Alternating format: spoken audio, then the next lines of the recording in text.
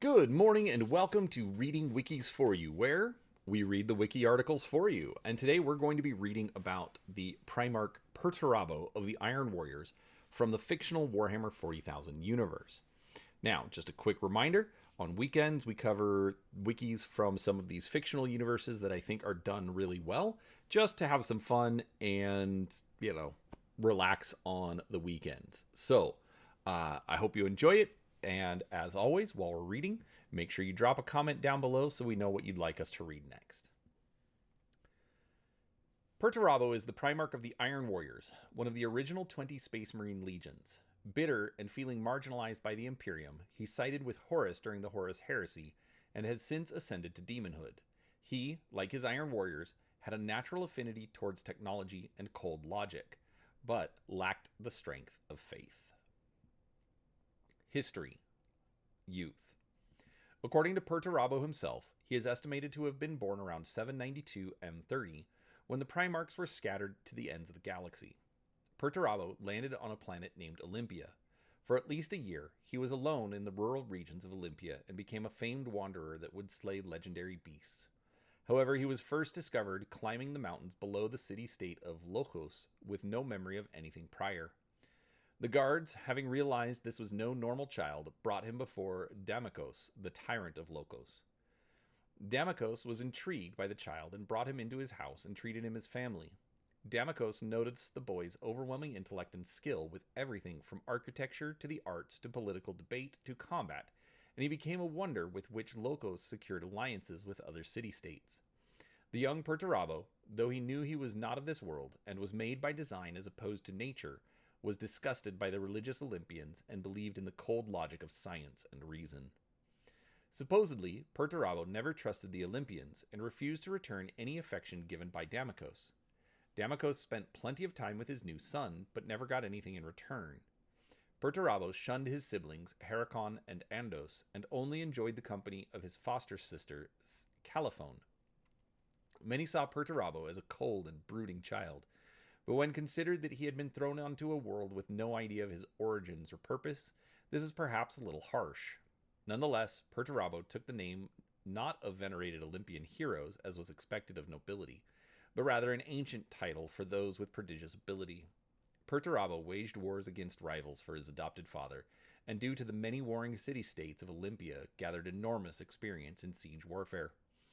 Overseeing the construction of many siege engines, once thought technologically impossible on the planet, Perturabo soon scored victory after victory and became known as a merciless, bloody-handed warlord. Throughout his life, Perturabo was haunted by visions and feelings of a great maelstrom, though he told none of it as he feared it would be seen as a sign of weakness. When the Emperor arrived, Perturabo immediately submitted himself to the Emperor's mercy and ousted the tyrant of Locus. Damokos is said to have spent his remaining few years gathering forces to attempt to retake his power. He failed, but created a current of unrest which would be used later.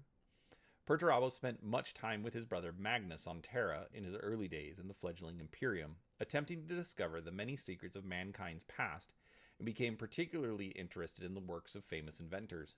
It became said that of all the Emperor's sons, Perturabo had the most raw scientific and technological knowledge. Impressed by his intellect and ruthlessness, the Emperor gave him command of the Iron Warriors, a legion of space marines created from Perturabo's own genome to reflect his strategic genius.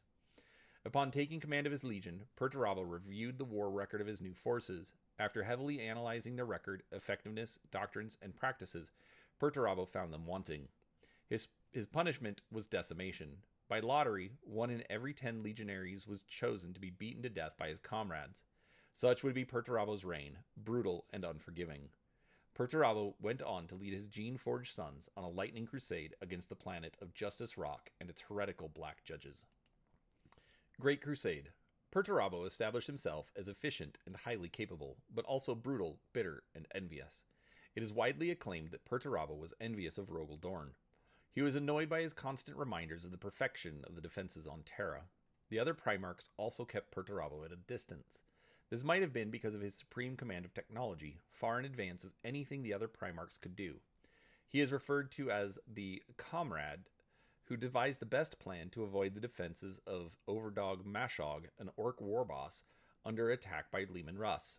leader of the Space Wolves, and Jagatai Khan, Khan of the White Scars. The Iron Warriors went on to create citadels throughout the regions they fought in. Small numbers of Iron Warriors were left behind at these outposts, but Perturabo resented being forced to split his army. As time went on, they were stereotyped as being the best army for sieges and garrisons, but eventually the Iron Warriors were so worn out that they simply began to enjoy the killing they had to do after the trenches were dug. A particularly vicious campaign was against the Hrud in the Saktrada Deeps, a region that Perturabo saw as strategically useless. Nonetheless, he dutifully oversaw the purging of the Hrud despite his legion's heavy casualties, as it was ordered by the War Council. At the climax of the campaign, as his fleet lay devastated by a Hrud temporal shockwave, Perturabo could only blame the Emperor's vanity for the damage done to his sons on this useless campaign. It might well have been Horus who kept the Legion on this role, allowing him to more easily sway the mind of Perturabo towards chaos. Horus Heresy, Rebellion. Shortly after the Saktrada Deeps campaign, Perturabo learned that his homeworld, Olympia, was in rebellion. Damokos was dead, and in his absence, the politicking and bickering of the city-states had resumed. Perturabo demanded the Olympians themselves enact decimation, killing 1 in every 10 of their own, or face extermination and enslavement. Many refused, and Perturabo purged Olympia city by city, overrunning the fortresses he had built and sparing no one. Iron warriors that refused to take part in the genocide suffered the same fate. By the time the massacre was over, 5 million Olympians had been killed and the rest had put into slavery. While storming Locos's palace, Perturabo came across his old foster sister, Calophon, and strangled her to death after a furious argument where she blamed the Primarch for what had befallen their world. As Olympia died, Perturabo looked on in cold silence. After the pyres were burning, the Iron Warriors realized what they had done. They were no more saviors of the Imperium. They had been destroying the Hrud one moment, and the next they were committing genocide on their own. Perturabo realized the Emperor could never forgive him for what he had done. Horus, on the other hand, commended Perturabo for his decisive action, and the Lord of Iron swore an oath of loyalty to the War Master. After the drop site massacre, Horus would present Perturabo with a hammer named Forgebreaker, the gift symbolic of a signing of a pact between them. It was in that time that disturbing news of the Horus Heresy and new orders came from Terra. The Leman Russ and the Space Wolves had attacked Magnus and his 1,000 sons on Prospero.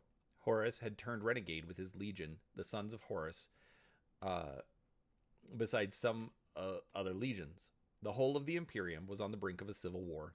The new orders were to join with 6 other legions and then to face Horus and his forces on Istvan V. The result of the following battle was that the Iron Warriors, Night Lords, Word Bearers, and Alpha Legion all joined Horus and almost completely destroyed the 3 remaining loyal legions on the drop site massacre. After that, the Iron Warriors were let loose, and Perturabo relished the opportunity to fight in a way that did not rely on massive sieges and trench warfare. Because of their massive deployment throughout the galaxy, dozens of warsmiths took over the planets and demanded ties to support the heresy. Idrris.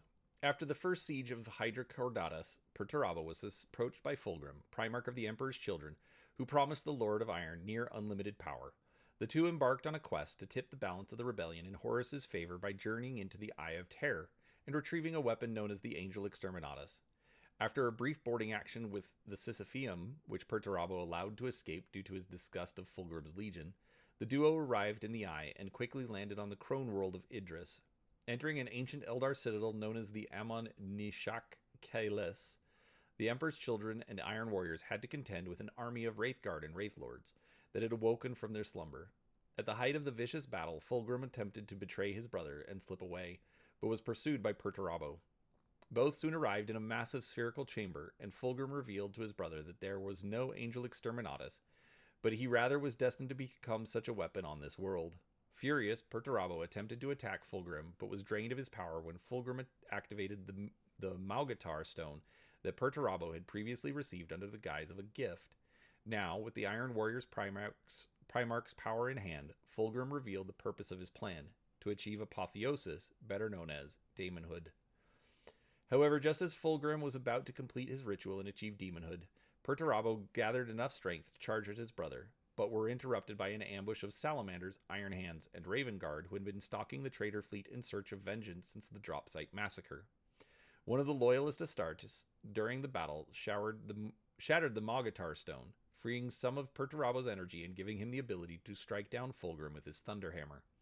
However, Perturabo only managed to destroy the Primarch's mortal skin and was reborn as a demon prince. Now a massive but elegant serpentine creature, Fulgrim told his brother they would meet again, then vanished in a burst of warp energy along with his Emperor's children. Exhausted and betrayed by his brother, he knew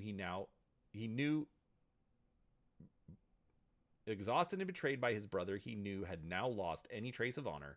Perturabo allowed the loyalist Astartes to withdraw and led his own forces off the Crone world.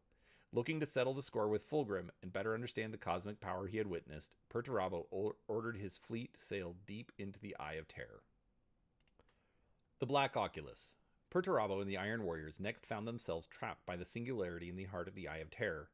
Perturabo gambles in his attempt to escape, diving straight into the black hole at its heart. Perhaps by sheer blind luck, they were transported far across the warp to the Tallarn system. Once arriving at Tallarn, Perturabo was made aware of the Black Oculus hidden beneath the planet, and he immediately drew up plans to invade. Eventually, the Iron Warriors' search for the Black Oculus was exposed, and they are forced to withdraw from the planet. Following Tallarn, the Iron Warriors were ordered by Horus to man a defensive line of worlds in order to hold off the Ultramarines, which, with the death of the Ruin Storm, were advancing towards the traitors' rear. Perturabo dutifully oversaw these vicious, bitter sieges. Overstretched and under-equipped, the Iron Warriors once again bled for worlds far from the center of the war without thanks. Perturabo by this point had grown weary and darker, both from the effects of Fulgrim's treachery and the corrupting effects of the Black Oculus. Perturabo's war on Crade was interrupted by Argonis, who brought orders from Horus to find Angron and bring both of their legions for the muster at Olenor in preparation for the drive on Terra. Despite having to abandon much of his forces as well as worlds he had fought so bitterly for, Perturabo obeyed the War Master and journeyed to Sarum with a small fleet in search of information on Angron's whereabouts. On Sarum, the demon Sararam revealed that Angron was on a deluge before possessing the body of Volk, creating the first Obliterator. Perturabo then traveled to Deluge, where he confronted the vicious and corrupted demon Primarch Angron. Perturabo and Angron engaged in a brutal battle, with the demon having the clear edge in power and speed. However, despite taking many wounds, Perturabo endured and goaded Angron, declaring that he was born a slave and now was a slave to darkness for all eternity. By using the Iron Warriors' Iron Circle and Volk to outmaneuver and bombard the World Eaters, Angron was bested as an Ultramarines fleet appeared in orbit over Deluge. Angron laughed and declared that they were all now going to die, but Perturabo reminded the demon Primarch that he had seen his warriors butchered while he had done nothing once before. This moved Angron enough to act, and after creating a warp storm, the Iron Warriors and World Eaters fleets were able to escape the Ultramarines and move to Olenor, where they accompanied Horus for the muster. Terra. Perturabo proved to be a pivotal and primary traitor commander during the Solar War. During the campaign to capture the Sol system, he oversaw the capture of both the Uranus and Jupiter defensive spheres from the Imperial Fists. During the early stages of the Siege of Terra, Perturabo was not allowed to lead the siege of the Imperial Palace, but instead fortify the Sol system against Guilliman's expected arrival, something that embittered him greatly. Nonetheless, the Lord of Iron was able to review bombardment data and surmise a weakness in the Palace's Void Shield network. Horus later met with Perturabo personally aboard the Vengeful Spirit, where, while still compelled to obey Horus, he now saw the War Master as little more than a slave to the ruinous powers. Perturabo studied all warp lore he saw aboard the damned flagship, pledging to master the Imperium and achieve powers similar to that of a god. Horus attempted to appeal to Perturabo's pride, emphasizing how much he anticipated the Lord of Iron's contributions and how he was the only Primarch he could still trust. Perturabo was, however, still denied the coveted duty of besieging the palace, instead being ordered to clear landing zones for the traitor Titans. After weeks of fighting, the traitor war effort stalled in the face of the walls of the palace, and the demon Primarchs proved aloof and unreliable. Horus thus relied on Perturabo to conduct the main offensive push into the Lion's Gate spaceport.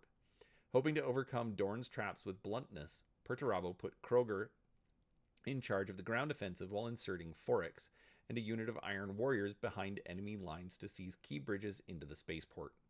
However, the attack stalled on the face of the Emperor's psychic shield of the palace, forcing Perturabo to rely on the Imperium by having Zardu Layak and Typhus summon Korbak's Utterblight to subvert the Imperial Palace's population. During the main assault on the Lion's Gate spaceport, Perturabo revealed that Forex and his men had been sacrificed as a ruse in order to draw away Imperial Fist's defenses in order to allow the Iron Blood to dock with the spaceport's main spire. As Perturabo set down, Rogel Dorn met him on the field of battle. However, Perturabo refused to be goaded into a battle by Dorn's taunts, knowing the Imperial Fist Primarch simply intended to buy time for his troops to withdraw. Perturabo instead promised that only after he had torn down the palace would he kill Dorn. Following the fall of the Lion's Gate, Perturabo landed on Terra's surface and set up a command center to direct the siege. With Horus increasingly losing touch with the Imperium, it fell to Perturabo to command the war effort, and he became the face of the enemy to the defenders of Terra. With the blessing of the War Master, Perturabo controlled his allies through a command staff that consisted of Abaddon and the Mournival, Ahriman, Typhus, Eidolon, and Krostovok. Perturabo directly connected himself to the traitor data network, absorbing enormous quantities of data and directing every facet of the siege with his own mind. In this state, commanding the greatest siege in history, Abaddon suspected that Perturabo was finally happy. In an uncharacteristically good mood, Perturabo praised Abaddon when he noticed the same flaw in the Saturnine Gate that he recently had also discovered. However, Perturabo was worried that Dorn also knew of the flaw, and exploiting it would be a trap by his brother.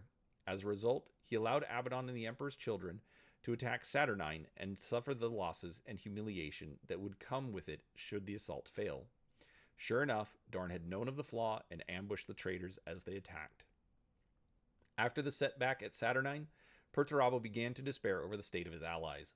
All save he and the Iron Warriors had by now fully fallen to chaos, and with his warriors marched all kinds of warp abominations. Perturabo realized that the war was no longer one of legion versus legion, and the ultimate test against his brother Rogol was now tainted. The final straw for Perturabo came after Horus informed Perturabo that he was to disperse his Iron Warriors amongst the various war zones, and that his position was to be taken over by Mortarion and the Death Guard. Finally, having had enough, Perturabo ordered the Iron Warriors to evacuate Terra and withdrew to the Iron Blood. Later, aboard the Iron Blood, off Mars, Perturabo watches the data coming in regard to the final actions of the siege of Terra. He violently rages at being denied what should have been his greatest triumph, destroying whatever can be found around him with Forgebreaker. Now, hating both sides equally, Perturabo contemplates killing Horus once he, in his mind by that point, inevitably prevails. Perturabo realizes he will need further power to survive in a sea of enemies, and begins to wonder how to evolve himself into something far deadlier. Post-Heresy. After fleeing Terra following Horus's death, Perturabo took the opportunity to take vengeance on the Imperial Fists with a trap on Sebastus IV. The trap was known as the Eternal Fortress, a keep centered within 20 square miles of bunkers, towers, minefields, trenches, tank traps, and redoubts. Upon hearing of this, Rogel Dorn publicly declared that he would dig Perturabo out of his hole and bring him back to Terra in an iron cage.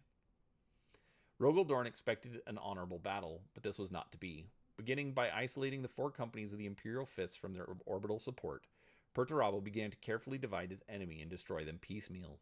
Some Imperial Fists managed to penetrate the defenses and reach the center of the Eternal Fortress, only to find that there was no central keep, simply an open space watched by yet more defenses. The fortress was a decoy of no real value, surrounded by 20 miles of killing ground. By the 6th day of the siege, Imperial Fist Space Marines were fighting individually without support, using the bodies of their own battle brothers for cover. The siege of the Eternal Fortress, later referred to as the Iron Cage Incident, lasted for a further 3 weeks. Relief came in the form of Robut Guilliman and the Ultramarines, who drove off the Iron Warriors, but the siege left Rogel Dorn a broken man and rendered the Imperial Fist chapter unable to fight for 19 years.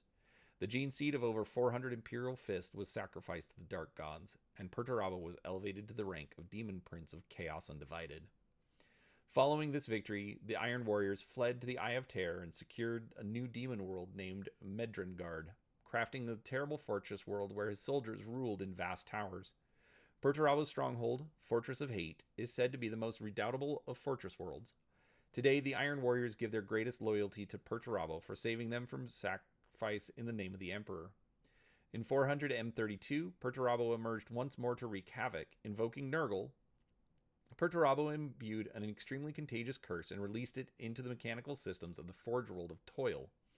The Chaos Plague spread through the machines and factory complexes changed over the course of 8 days. And on the 8th day, giant cables burst from the ground, spewing forth hungry demon engines, while the factories themselves grew legs and prowled the planet's surface. All life on Toil was eventually annihilated. In early M39, Perturabo aided Abaddon the Despoiler in the 10th Black Crusade by opening a warp portal for the Black Legion.